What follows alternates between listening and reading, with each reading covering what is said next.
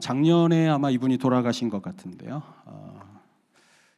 우리 시대에 존경받는 유대인 랍비이면서 또 지식인이었던 헤롤드 쿠시너라는 사람이 있습니다. 헤롤드 쿠시너라는 사람에게는 특별한 한 아들을 갖고 있었습니다. 이 아들은 아론이라는 이름을 가졌었는데 이 아이가 특별한 병이 있었어요. 희귀한 병. 그게 뭐냐면 영어로 프로게리아라고 하더라고요. 프로게리아. 또 다른 말로는 허치슨 길포드 신드롬. 우리 한국말로 조로증입니다. 조로증. 일찍, 늙는다.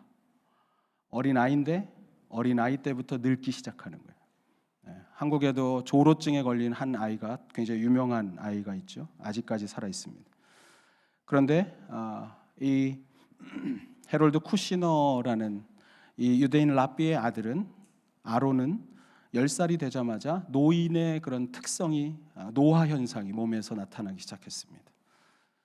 머리가 빠지고 그리고 몸이 점점 약해지고 골다공증처럼 그렇게 몸에서 철분이 빠져나가는 것을 경험합니다. 그리고 13살이 되던 해 이 아들은 아버지보다 먼저 세상을 떠나게 됐습니다. 그때 그 아들의 고통을 바라보면서 아버지였던 쿠시너가 그때의 마음과 그때의 감정들을 한 권의 책에 담아서 내는데 그 책의 이름이 When Bad Things Happens to Good People. 왜? 이렇게 번역했어요. 왜 착한 사람에게 나쁜 일이 일어나는가? 저는 한국말 번역도 잘한 거라고 생각해요. 이 책이 고통에 대한 그런 이야기를 쓴 책인데 여러분 C.S. 루이스의 고통의 문제 이런 책 들어보셨지만 고통에 대한 책치고 읽기가 고통스럽지 않은 책이 없습니다. 굉장히 어렵습니다. 이 쿠시너의 책도 굉장히 어려운 책이에요. 그런데 놀라운 건 뭐냐면 읽기가 그렇게 힘든데 이 책이 전 세계 베스트셀러가 됐다는 거예요. 쿠시너가 언젠가 그렇게 말했어요. 이 책이 왜 베스트셀러가 됐을까? 내가 생각할 때 그 이유는 단순하게 딱 한 가지다. 그 이유는 뭐냐 하면 이 땅에 설명할 수 없고 이해할 수 없는 고통을 안고 사는 수많은 사람들이 있는데 내가 그들을 대신해서 하나님께 왜 이런 일이 있습니까? 라고 대신 물어봐줬기 때문이다. 우리는 인생을 살다 보면 이런 질문을 할 때가 있습니다. 왜 나에게 이런 일이 일어났을까? 왜 우리 남편에게? 왜 우리 자녀들에게? 왜 우리 가정에 내가 이해할 수 없는 이런 일들이 자꾸만 일어나고 있을까? 우리들 모두는 설명할 수 없는 어떤 고통을 끌어안으며 인생을 살아가고 그리고 살아갈 때가 있는 것입니다. 그런데 성경을 보면 이런 고통을 끌어안고 그리고 믿음의 길을 걸어가고 있었던 우리의 믿음의 선배들, 그들이 성경에서 읽어보면 그들에게는 한 가지 공통적인 특징이 있었습니다. 수많은 고통 속에서도 믿음을 가지고 가던 이들의 한 가지 특징은 뭐냐 하면 그들은 모두 그 고통을 기도로 극복하고 있었다는 사실이에요.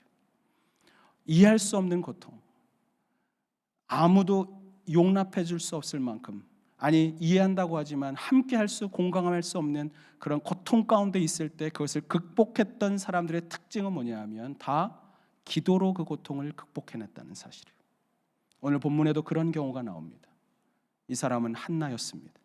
한나에게는 어떤 고통이 있었을까요? 우리가 읽진 않았지만 그 앞에 보면 1장 1절과 2절에 보면 이 사람에게는 아이를 낳을 수 없는 불임이라고 하는 고통이 있었습니다. 고대 사회에서 자녀를 갖지 못하고 내가 더 이상 아이를 낳을 수 없다는 것은 내 인생에 미래가 없다는 거예요. 마치 저주에 사로잡힌 것과 같은 그런 인생이었다고 말할 수 있습니다. 그런데 불임보다도 훨씬 더 고통스러웠던 것은 한나의 남편에게 또 다른 여자가 있었다는 사실이에요. 그리고 그 여자는 자신과는 다르게 자녀를 낳고 있었고 그리고 자신에게 굉장히 많은 고통과 수모와 그리고 괴롭힘을 더하고 있었다는 사실입니다. 우리 오늘 본문의 앞에 있는 사무엘상, 성경을 가져오신 분들은 사무엘상 1장 2절을 한번 같이 찾아보셔서 함께 읽어보겠습니다. 1장 2절입니다. 시작. 그에게 두 아내가 있었으니 한 사람의 이름은 한나요 한 사람의 이름은 분인나라. 분인나에게는 자식이 있고 한나에게는 자식이 없었더라. 그 여자의 이름은 분인나였습니다. 그리고 그 여자에게는 자식이 있었습니다. 그런데 어떤 일이 있었는가? 6절을 보세요. 6절 같이 읽습니다. 시작. 여호와께서 그에게 임신하지 못하게 하심으로 그의 적수인 분인나가 그를 심히 격분케 하여 괴롭게 하더라. 임신하지 못하는 상황, 그것은 하나님의 어떤 특별한 이유 때문이었습니다. 그런데 문제는 뭐냐면 그런 나에게 있어서의 어려운 상황을 나에게 적이라고 말할 수 있는 분인나가 계속해서 고통 가운데 나를 몰고 가고 있었다는 사실이에요. 한나는 자신의 어떤 그런 약점을 붙잡혀서 계속해서 수치심을 느끼고 비웃음을 당하면서 그의 마음에 깊은 상처와 고통을 느끼고 있었을 것입니다. 그러나 이런 고통과 상처를 한나는 기도로서 극복하기 시작합니다. 아니, 극복한 정도가 아니라 그는 상처 속에서 하나님 앞에 기도하면서 인생에도, 그런 상처가 있는 인생에서도 하나님은 여전히 아름다운 꽃을 피울 수 있다는 것을 우리에게 증명해 줍니다. 중요한 질문은 이것입니다. 그렇다면 우리는 고통을 극복하기 위해 어떻게 기도해야 할까요? 우리가 고통을 만날 때, 설명할 수 없는 고통, 이해할 수 없는 고통이, 상처가 내 인생 가운데 있을 때 우리는 어떤 기도를 하나님 앞에 드려야 할까요? 첫째로 하나님께 마음을 쏟아놓는 기도를 드리십시오. 우리의 기도는 내 마음을 하나님께 쏟아놓는 것이어야 합니다. 오늘 본문 10절을 같이 한번 읽어볼까요? 우리 함께 읽었던 1장, 사무엘상 1장 10절 같이 읽습니다. 시작. 한나가 괴로워하고 여호와께 기도하고 통곡하며. 마음이 괴로웠습니다. 그러자 무엇을 했습니까? 그는 기도했습니다. 근데 기도하다가 통곡하는 거예요. 기도하면서 통곡했습니다. 제가 한국에 있을 때 어느 날 아침에 잘 인사하고 갔던 남편이 집에 돌아오는 길에 갑자기 심장마비로 하나님의 부르심을 받았어요. 근데 문제는 뭐냐면 내가 집에 돌아오고 있다고, 곧 만날 거라고 이야기했는데 아파트 지하 주차장에서 갑자기 심장마비 때문에 이 차가 주차장 기둥을 세게 받고, 그리고 처음에는 사고가 났다고 그래서 왔는데 알고 보니까 사고가 그 심장이 멈춰서, 그래서 이렇게 멈추는 순간에 엑셀레이터를 밟으면서 차가 이렇게 다른 차도 부딪히고 기둥에 박으면서 사고가 났습니다. 처음에는 사고 때문인가? 제가 장례식장에 달려갔을 때 그 자매는 하염없이 울고 있었습니다. 계속 울고 있었어요. 목회자인 저도 무슨 말을 할 수 없었습니다. 어느 날 위로 예배가 끝나고 모든 사람들이 다 떠나고 나서 그 자매가 혼자 남아 있는데 장례식장에서 통곡을 하며 우는 거예요. 너무너무 괴로웠어요. 그 전까지 저에게 한마디도 못하고 있던 그 자매가 이렇게 말해요. 목사님, 아침에 잘 갔다 오겠다고 말한 게 마지막이었어요. 늘 하던 인사, 잘 갔다 올게. 그게 내 마지막 인사일 줄은 몰랐다고.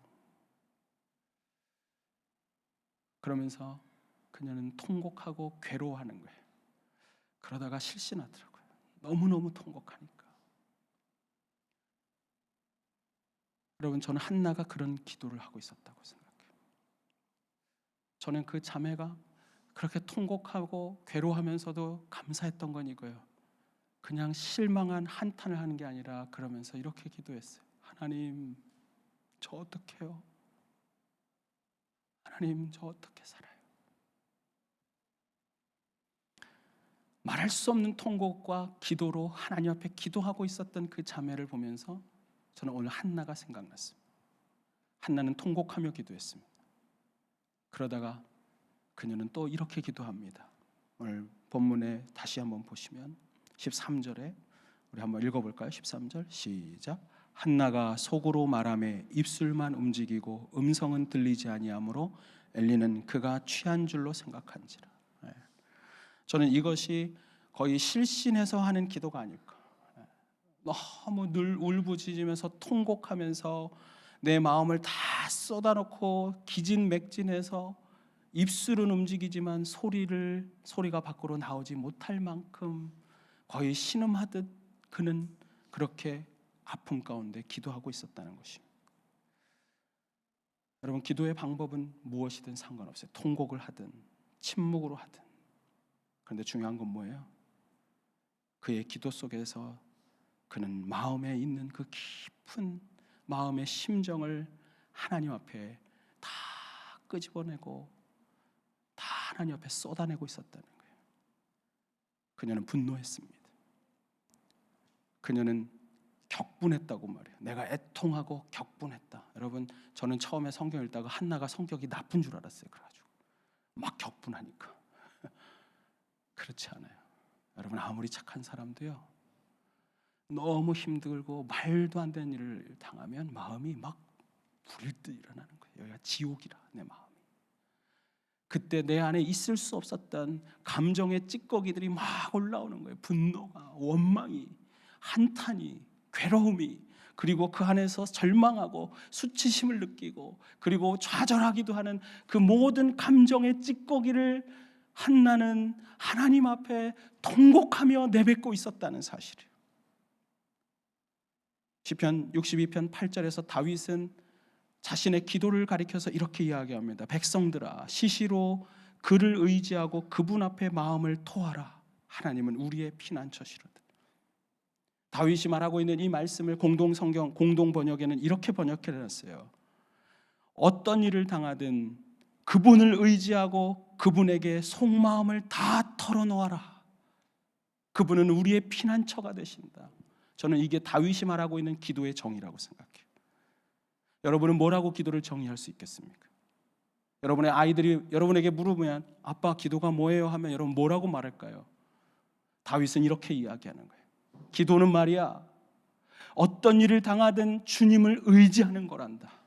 어떤 일을 당하든 주님을 의지하고 그때 네가 힘들고 괴로운 그 모든 감정을 하나님 앞에 토해내듯이 다 쏟아놓아도 괜찮은 분, 그분 앞에 가서 네 마음을 통하는 거야. 네 마음에 있는 걸 다 감정의 찌꺼기를 쏟아내는 거야. 여러분, 체해 보셨어요? 제가 보니까 밥을 많이 먹으면 체하는데 제가 밥을 많이 먹지 않아도 체한다는 걸 알았어요. 소화력이 나빠질 때. 언제 소화가 안 돼요? 스트레스 받을 때, 괴로울 때. 평상시처럼 먹었어요. 근데 내가 너무 괴로우면 체하는 거예요. 제가 1월에 체했습니다. 한국에서. 처음에 많이 먹어서 그런 줄 알았습니다. 근데 생각해보니까 원래 먹는 만큼 먹었습니다. 원래 좀 많이 먹거든요, 제가. 저를 먹여보신 분은 아실 겁니다. 엄청 먹습니다. 근데 배가 아파서 약 처방을 받았지만, 여러분, 체한 사람들이 병원에 가면 의사 선생님들이 첫 번째 처방이 뭔지 아세요? 뉴질랜드 무조건 파나돌이야. 애들도 가면 다 파나돌. 저는 어렸을 때 제가 이렇게 체했을 때 그 의사 선생님이 했던 게 너무 신기하고 놀라웠어요.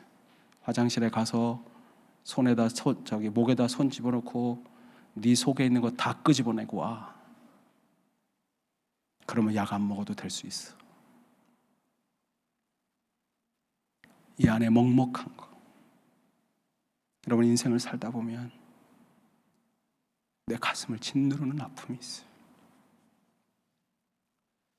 나는 잘 살고 있었고 나는 그 상처를 잘 극복했다고 생각했는데 어느 날 갑자기 아픈 거예요. 어느 날 갑자기 묵직하게 나를 끌어내리는 것 같고 힘든 거예요. 인생을 살다가 나는 너무 잘 달려왔다고, 나는 꿋꿋하게 견뎌왔다고. 그런데 어느 날 예배 가운데 오면 눈물이 나고 너무 아프고 힘겨워서 이 자리를 일어서기 어려운 그런 날이 있습니다. 저는 이렇게 처방하고 싶어요. 영적으로 당신이 체했습니다. 인생을 살다가 여러분의 감정의 찌꺼기들이 지금 당신의 영혼을 아프게 한다면 오늘 다윗은 가르쳐줍니다. 어떤 일을 당하든 그분을 의지하라고. 그분을 의지한다면 여러분, 토한다는 건 굉장히 더러운 것처럼 느껴질 수 있어요. 여러분한테 토한다고 생각해봐요. 그런데 우리 주님은 이렇게 말하는 거예요. 괜찮아. 너의 감정의 찌꺼기, 세상 사람들은 받아줄 수 없는 그 원망, 세상 사람들은 이해할 수 없는 너만의 그 수치와 모욕과 괴로움과 고통, 나한테 다 쏟아내도 돼. 다윗은 그 하나님을 경험했기 때문에, 그 하나님이 피난처이시고 그 하나님을 의지할 수밖에 없는 이유는 그분은 내 모든 감정의 찌꺼기까지 다 토해내도 얼마든지 환영하고 받아주고 그리고 나를 만져주시고 이해하시는 분. 저는 여러분이 그 하나님 앞에 기도할 수 있게 되길 바라요. 인생을 살며 말할 수 없고 나 혼자 힘겨운 그때 여러분이 할 수 있는 것은 바로 그것입니다. 오늘 본문 15절에 보면 한나도 똑같이 합니다. 15절에 한나가 이렇게 대답해요. 내가 주여, 내 주여 그렇지 아니하나이다. 엘리가 지금 술 취했냐고, 포도주 끊으라고. 그러니까 나는 술 취하지 않았다는 거예요. 그러면서 뭐라고 말해요? 거기에 나는 무슨 어떤 사람이라고? 나는 마음이 슬픈 사람이라고. 나는 마음이 너무 슬퍼요.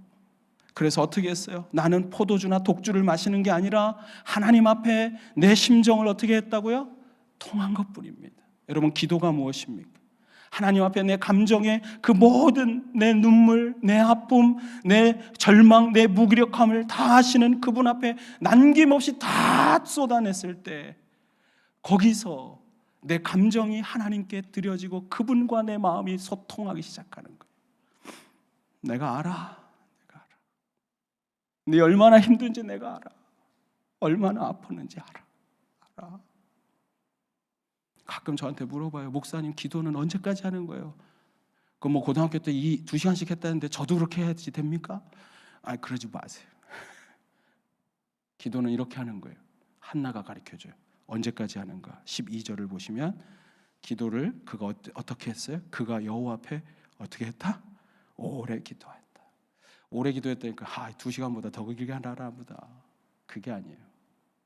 오래 기도했다는 얘기는 오늘 상황과 정황을 살펴보면 그의 마음의 감정의 찌꺼기를 다른 사람에게는 내놓을 수 없는 나만의 슬픔과 아픔을, 그러나 나를 이해하시고 내 눈물을 아시고 내 인생을 알고 내 커리어를 아시는 그 하나님 앞에 내 모든 것을 쏟아내고 마침내 그분이 다 인정받는 그때가 올 때까지 그는 오랫동안 기도하며 주님 앞에 감정을 쏟아내고 있었다는 거예요. 내 고통이 주님의 마음에 닿을 때까지, 내 삶이 주님의 마음에 닿을 때까지, 내 상황과 환경이 주님께서 이해되어지고 그래서 마침내 그분 앞에 닿을 때까지 저는 여러분들이 그런 기도를 멈추지 않게 되길 바라요. 오래 기도하는 게 중요한 게 아니라 어떻게 기도하라고요? 내 마음이 하나님 앞에 닿을 때까지. 그렇게 기도하잖아요. 그러면 상한 감정이 치유되기 시작하는 거예요. 어떤 분들 보면 기도하고 났을 때 꿋꿋한 분들이 있어요. 세상에서 그렇게 도움을 받고 많은 사람들이 인도해주고 그 필요를 채워줘가지고 우리가 꿋꿋해지고 좋아지는 게 아니에요. 건강해지는 게 아니에요. 나는 삶의 환경이 여전히 어렵고 내가 평생 누군가를 위해 봉사하지 않을 수 없는 상황에 있을지 모를지라도 기도하면서 하나님 앞에 이 상황이 날마다 닿는 것을 경험한 사람은 인생을 살면서 누군가에게 도움을 받아야 되는 상황이라고 사람들은 말할지라도 나는 전혀 굴하지 않고 꺾이지 않는 거예요. 저는 여러분들이 그 기도의 깊은 경지에 들어가 꺾이지 않는, 꺾여지지 않을 수밖에 없게 하는 그 하나님의 놀라운 터치하심을 경험하게 되길 바랍니다. 제가 전에 비행기를 타고 이렇게 있는데 한 아빠는 아마 저기 뉴질랜드 사람인지 하여튼 외국인이고 엄마는 한국인인 것 같아요. 아이가 너무 이쁜 거예요. 너무 이뻐요. 아까 그래가지고 제가 우리 들어오는 꼬마 있어서 몇 살이냐고 물어봤는데 아마 그 나이가 비슷한 것 같아요. 3살에서 5살 사이. 근데 비행기 그렇게 길잖아요. 근데 그 안에서 이 아이가 그렇게 재롱을 떨어요. 너무 유쾌한 거예요. 그리고 막 이렇게 돌아다니면서 할아버지 막 볼도 잡고, 그래도 다 이해가 되는 그 나이 있잖아요. 너무너무 이쁜 거예요. 그러니까 사람들이 막 좋아하는 거예요. 가서 얼굴 찔러보고 까르르 웃기도 하고 막 좋아갖고 이리 갔다 저리 갔다 앞에서 춤도 추고. 그러니까 이제 나중에 그 비행기 안에서 얘가 마스코트가 됐어요. 너무너무 좋아하는 거예요.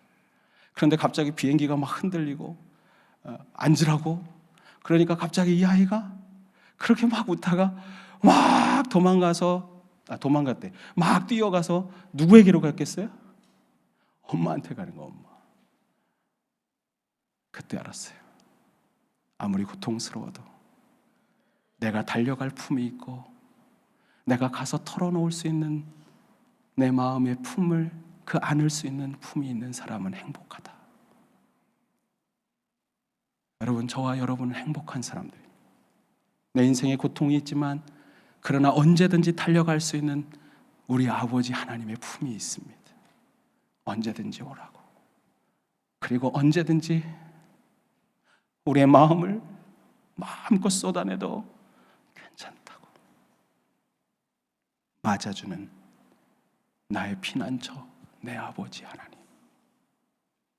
저는 여러분들이 다른 누가 아닌 그 하나님 앞에 기도를 다시 시작할 수 있기를 바랍니다. 여러분의 마음을 통할 수 있게 되길 바랍니다. 우리가 고통 가운데 있을 때 우리는 어떻게 기도를 드릴까요? 둘째로 나의 필요를 하나님의 필요로 바꾸는 기도를 하는 것입니다. 근데 이거는 그냥 이렇게 들으면 너무 어렵게 느껴질 수 있어요. 어떻게 내 필요를 하나님 필요로 바꿔? 쉽게 얘기하면 이겁니다. 그냥 계속 기도하시면 됩니다. 기도의 깊은 세계로 들어가면 돼요. 그러면은 그런 일이 일어나요. 그럼 한나의 기도는 어떻게 시작됐을까요? 우리가 아까 살펴본 것처럼 한나가 기도한 이유가 뭐예요? 그에게 아이를 낳을 수 없는 고통이 있었기 때문에. 여러분, 우리의 인생의 고통은, 우리의 인생의 결핍은 우리의 기도를 시작하게 합니다. 중요한 건 이거예요. 한나의 기도가 고통과 결핍과 부족함을 느끼면서 나의 필요 때문에 시작했지만 그러나 그녀의 기도의 결론은 하나님의 필요를 채우는 것으로 끝납니다. 놀라운 거예요. 이기적인 기도가 아니에요. 그러나 저는 이기적인 기도를 시작해야 된다고 생각해요. 자, 11절을 한번 같이 볼게요. 11절 말씀 함께 읽습니다. 시작. 서원하여 이르되 만군의 여호와 만일 주의 여종의 고통을 돌보시고 나를 기억하사 주의 여종을 잊지 아니하시고 주의 여종에게 아들을 주시면 내가 그의 평생에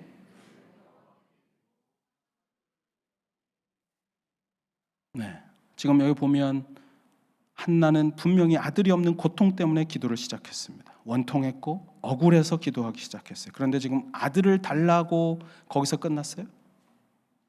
아들을 주십시오. 거기서 끝나지 않았어요. 그 다음에 보면 주의 여종에게 아들을 주시면 내가 그의 평생에 그를 여호와께 드리고 삭도를 그의 머리에 대지 않겠습니다. 삭도를 머리에 대지 않는다는 것은 더 이상 나의 것이 아니라는 거예요. 하나님의 것이라는 뜻입니다. 이 아이를 하나님께 온전히 드리겠다는 뜻입니다. 여러분, 한나가 기도하면서 내가 아들 하나님 주시면 내가 저 분인날을 반드시 내가 어떻게 하겠다 이런 기도를 하지 않았다는 거예요. 내가 보란듯이 아들을 키워서 내가 얼마나 멋진 인생을 살 수 있었던 여잔지 내가 반드시 보여주리라. 여러분, 우리는요 가끔 그런 아들이 없어서 막 이런 고통 가운데 기도하면요 일어설 때 가끔 분노를 끌어안고 기도해요. 이렇게 그러고 일어나요. 그런데 한나는 그렇게 기도하지 않았다는 거예요. 한나의 기도는 자기의 필요에서 시작됐습니다. 그러나 그의 기도의 결론은 하나님을 향한 헌신으로 마무리가 됩니다. 어떻게 이게 가능할까? 저는 그녀가 기도하고 기도할 때, 여기 성경에는 없지만 그러나 오랫동안 기도하면서 내 감정을 하나님께 통하고 나서, 그리고 하나님이 나를 만져주시는 걸 경험하면서 뭘 경험했을까? 나를 만져주시는 하나님과의 임재, 그분과 교제하는, 이것이 진짜 기도라는 걸 경험하는 거예요. 여러분, 우리의 기도는 시작해서 하나님 앞에 나아가면 나아갈수록 어떤 일이 일어나냐면 내 기도의 응답에 초점이 돼 있다가 나를 만나주시는 하나님을 경험하면 그냥 그분에게로 나의 마음이 가는 거예요. 내 초점이 그분에게로 가요. 한나의 그런 기도는 아마도 기도하는 과정 속에서 하나님께서 내 마음을 터치해 주시는 것을 경험하면서 내 심령 가운데 찾아오시는 그 하나님, 그리고 나를 이해해 주시는 하나님, 그리고 나의 상한 감정을 치유하실 뿐 아니라 나를 회복시켜 주시는 그 하나님, 그렇다면 나는 그분이 원하시는 그 일을 위해 얼마든지 나의 부족함이 아니라 이것을 들어 하나님께 드릴 수도 있겠다. 그런 기도로 바뀌는 거예요. 저는 그래서 여러분들이 무슨 기도든 상관없어요. 기도를 시작하는 게 중요해요. 우리의 부족함 때문에, 내 결핍 때문에, 내 상한 마음 때문에든 상관없어요. 중요한 건 지금 기도를 하는 것입니다. 기도를 하고 또 하고, 그래서 기도의 깊은 세계로 자꾸만 들어가다 보면 그 깊은 곳에서 하나님을 만나게 되고 그 하나님의 마음이 이해되어지기 시작하는 거예요. 그러니까 기도를 그냥 하면 되는 거예요. 여러분 가운데 기도 못하겠다 그런 분들이 있으세요? 혼자? 여러분, 처음부터 기도 혼자 시작하기 어려운 분들이 있습니다. 수요 예배 오세요. 수요 예배. 기도하고 있는 많은 무리들 속에서 함께 기도하게 되면 어느 날 기도의 불이 임합니다. 무리의 가운데 예수 그리스도의 이름으로 함께 모인 그 자리에서 기도할 때 나도 기도할 수 있는, 하나님이 마음을 여시고 그분을 향한 열정이 일어나게 되는 기도의 일이 일어나는 거예요. 그러면서 기도하면 기도할수록 자꾸만 하나님이 알아지기 시작하는 거예요. 처음에는 나를 알아가고 내 상황을 이해하고 내 상황을 왜 이렇게 이끌어 오셨는지 하나님을 이해하다가 보니까 나중에는 그곳으로 인도하신 하나님이 이해되고 하나님의 마음이 이해되고 그분의 뜻이 알아지기 시작하는 거예요. 그래서 그분 앞에 내가 응답하기 시작하는 거예요. 그래서 유진 피터슨은 이렇게 말했습니다. 기도학교라는 책에서 보면 우리가 기도를 하면 할수록 우리는 점점 하나님께 응답하는 기도를 한다. 여러분, 우리의 처음 기도는 이렇게 시작합니다. 처음 기도는 하나님이 내게 응답해 주십시오 하고 하나님이 내게 응답해 주기 위한 기도를 시작해요. 그러나 기도할수록 하나님이 내게 응답하시는 게 아니라 기도할수록 내가 하나님께 응답하는 기도를 하고 있다는 사실을 발견하는 거예요. 이게 놀라운 거예요. 여러분, 그렇게 되면 어떤 일이 되는 줄 알아요? 우리가 하나님의 사역의 동력자가 되는 거예요. 하나님의 계획과 하나님의 나를 향한 뜻에 내가 함께 동참하는 하나님의 친구가 되고 하나님의 동력자가 되고 하나님과 함께하는 삶을 살아가는, 여러분, 그게 진정한 기도의 능력인 것입니다. 그러니까 기도를 하면 어떻게 되는 거예요? 그분을 닮아가는 거예요. 주님의 마음을 아니까 주님의 마음과 그분의 생각과 그분의 뜻이 자꾸만 이해되기 시작하는 거예요. 그래서 그분 앞에 응답하는 것입니다. 저는 여러분들이 기도의 자리에서 하나님의 나를 주시는 치유와 회복을 경험하는 놀라운 은혜도 있지만 점점점 그 기도가 재밌고 그 만남이 행복하고 그리고 그 안에서 하나님을 알아가는, 그래서 주님 앞에 머물러 있으면서 누리는 평강과 그 긍휼이 넘치는 그런 은혜가 있게 되길 바라요. 그러면 여러분, 기도의 응답이 지금 당장 안 이루어져도요, 하나도 여 안에 어떤 분노나 이런 게 생기지 않아요. 하나님에 대한 오히려 믿음이 생기고 소망이 생기고, 그러면서 뭐가 일어나요? 세상은 여전히 나에게 살 이유가 되는구나. 그 전에 나를 저렇게 괴롭히고 있었던 사람, 나를 괴롭히고 있었던 상황과 형편이 나에게 저주 같았지만 기도하다 보면 저들 때문에 내가 기도하게 되고 이 상황 때문에 내가 하나님을 알게 되고 하나님을 만나게 되고 있다니, 이것은 오히려 나에게 축복이구나. 저는 여러분이 그런 기도의 깊은 그 기쁨을 누리는 기도의 경지에 이르게 되길 바라요. 그냥 이거는 근데 막 노력할 필요가 없어요. 어떻게 하면 된다고요? 기도하면 되는 거예요. 기도하면. 자꾸 머물러 있으면 되는 거예요. 그분 앞에. 그리고 어떻게? 내 마음을 솔직하게 그분께 통하기만 하면 되는 거예요. 통할 때까지 머물러 있으면 이런 일은 한나의 기도는 자연스럽게 일어나는 거예요. 마지막으로 우리가 고통 속에서 어떻게 기도해야 될까요? 확신하며 응답을 확신하면서 기도하십시오. 아니 근데 이건요, 응답의 확신이 이루어지는 기도가 되는 것입니다. 우리가 기도하다 보면 이런 일이 일어나요. 하나님이 나를 만지실 뿐 아니라 내가 그 기도를 한참 하다 보면 이런 거예요. 하나님이 이 기도는 정말 들어주시겠구나. 내 마음에 확신이 들기 시작해요. 응답의 확신이 들 때가 있어요. 한나가 그랬습니다. 17절을 한번 보세요. 17절. 17절에 보면 엘리가 뭐라고 기도해 줍니까? 우리 한번 읽어볼까요? 시작. 엘리가 대답하여 이르되 평안히 가라. 이스라엘의 하나님이 내가 기도하여 구한 것을 허락하시기를 원하노라 하니, 그런 말을 듣자마자 한나의 반응이 18절입니다. 이거 굉장히 중요한데 같이 읽어볼까요? 시작. 이르되 당신의 여종이 당신께 은혜 입기를 원하나이다 하고 가서 먹고 얼굴에 다시는 근심빛이 없더라. 네. 아마 저는 한나가 밥을 못 먹었을 것 같아요. 여러분, 너무너무 극심한 고통 속에서 여러분 통곡하면서 나중에는 지쳐서 소리를 내고 싶어도 소리가 안 나오는데 입만 움직이는 그런 상태가 될 정도로 기도할 만큼 고통스러웠다면 밥 먹으면 체하는 거예요. 그런데 지금 기도 끝나니까 가서 뭐 했어요? 먹었어요. 옆 사람에게 이렇게 축복하겠습니다. 밥 잘 먹는 은혜가 있길 바랍니다. 네. 네. 여러분, 밥 잘 먹는 거 은혜입니다. 네. 근데 재밌는 건 이거예요. 밥을 잘 먹고 그 다음에 뭐 했다고요?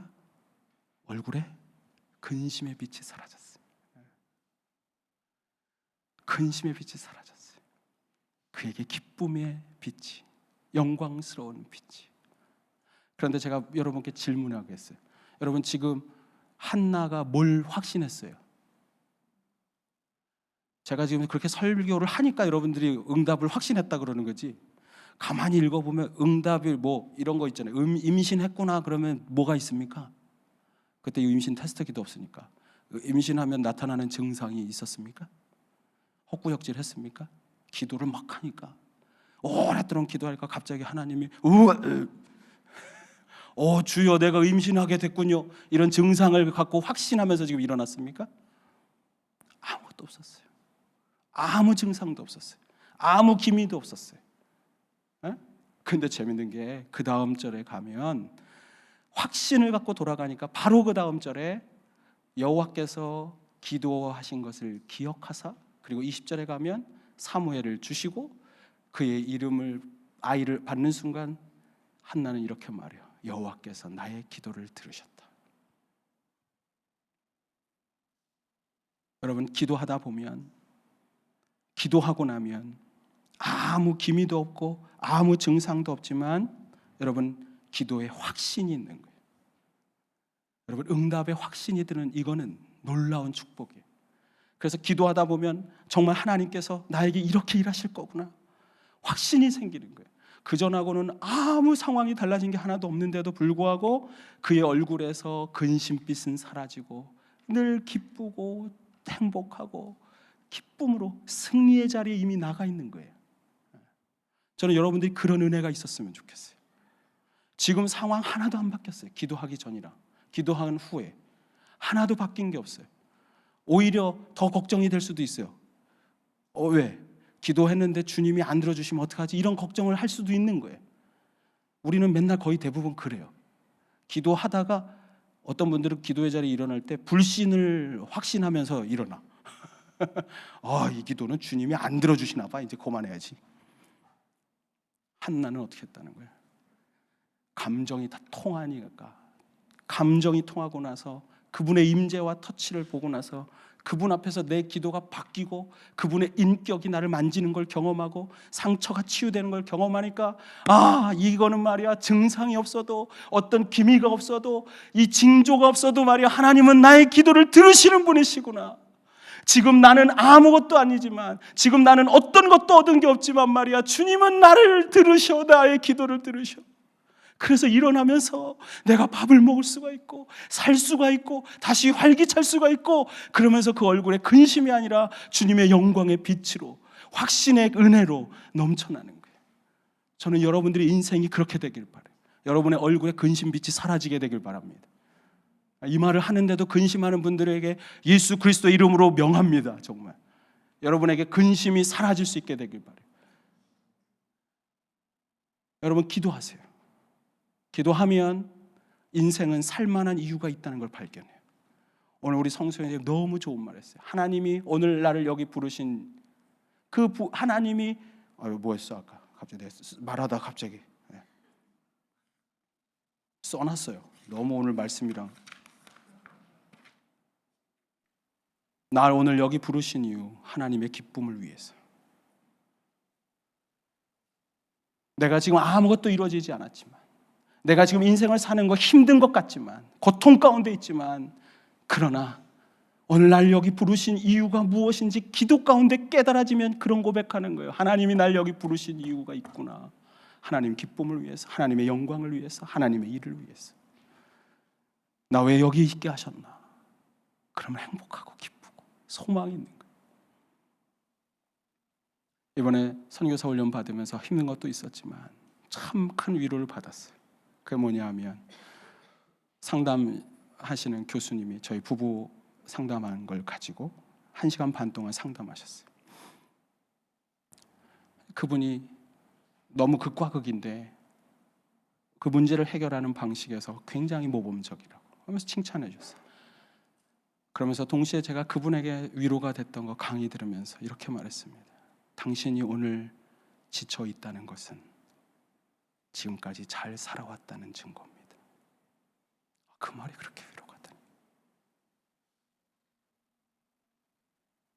내가 인생을 살면서 어느 날 먹먹하고 답답하고 지쳐 있는 그때, 저는 그 순간이 마치 제가 기도하고 있는데 내게 하나님이 들려주신 음성 같았어요. 여러분 지치셨습니까? 인생을 열심히 잘 살아왔다는 뜻입니다. 그리고 하나님이 여러분의 인생을 축복하고 하나님께서 당신의 뜻대로 여러분의 인생을 더 영광스럽게 만들어 가고 있는 과정이라는 뜻입니다. 여러분 실망하지 마십시오. 상처 있다고, 아픔이 있다고 주저앉지 마십시오. 오히려 그것을 가지고 주님 앞에 기도로 바꿔가면 우리는 수많은 상처 속에서도 인생의 아름다운 영광의 꽃을 피울 수가 있습니다. 오늘 본문에 보면 특이한 게 하나 있어요. 엘리 제사장이 와가지고 그렇게 기도하고 있는 한나, 간절히 기도하면서 소리 질렀다가 입술이 움직이는데 소리가 안 나니까 와서 술 취했냐고 포도주 끊으라. 그래서 처음에 저는 그런 걸 보면서 야, 엘리가 너무 영감이 없다. 제사장이 이렇게 영적으로 이렇게 어두워갖고 어떡하냐. 처음에 그런 생각했어요. 그런데 오늘 이 말씀을 준비하면서 한 주 동안 묵상하는데 그런 생각이 드는 거예요. 엘리가 영감이 없었던 게 아니라 그 시대에는 자신의 고통을 하나님께 통할 때까지, 하나님이 와서 만지실 때까지 한 번도 기도하는 사람을 본 적이 없었구나. 그 시대에는 기도하며 하나님 앞에 간절히 기도하는 사람이 희귀한 시대였구나. 그 시대가 왜 영적인 어둠에 갇혀 있었을까? 간절한 기도가 희귀한 시대는 영적인 어둠이 온다는 것입니다. 여러분의 가정에 영적인 어둠이 왜 올까요? 여러분의 가정에 영적인 빛이 오게 하는 방법은 뭘까요? 기도가 희귀한 시대에 기도하는 한나가 되는 것입니다. 오늘 이 시대는 어둡습니다. 기도가 희귀한 시대예요. 간절한 기도가. 그러나 그 기도 가운데 하나님의 영광이 임하고, 그리고 마침내 사무엘을 통해서 역사, 이스라엘의 역사를 바꾸는 놀라운 역사가 있었던 것을 기억한다면, 오늘 한 사람 한나처럼 기도하는 어머니, 기도하는 아내가 있다면 그 가정은 살아날 것입니다. 기도하는 한 사람을 통해 그 시대가 바뀔 수가 있어요. 이 땅이 바뀔 수 있어요. 저는 우리 교회가 그래서 해밀턴을 위해서 기도하는 교회이기를 원해요. 다 기도하지 않고 기도하는 사람이 없는 희귀한 시대에 우리는 기도하고 있고 하나님을 의지하고 있고 그분의 빛이 임해서 그리고 기도하는 한 사람을 통해 역사를 바꾸실 수 있는 하나님을 의지하며 그분 앞에 마음을 통하는 사람. 여러분의 가정에 그런 놀라운 은혜의 역사가 일어나게 되길 주님으로 축원합니다.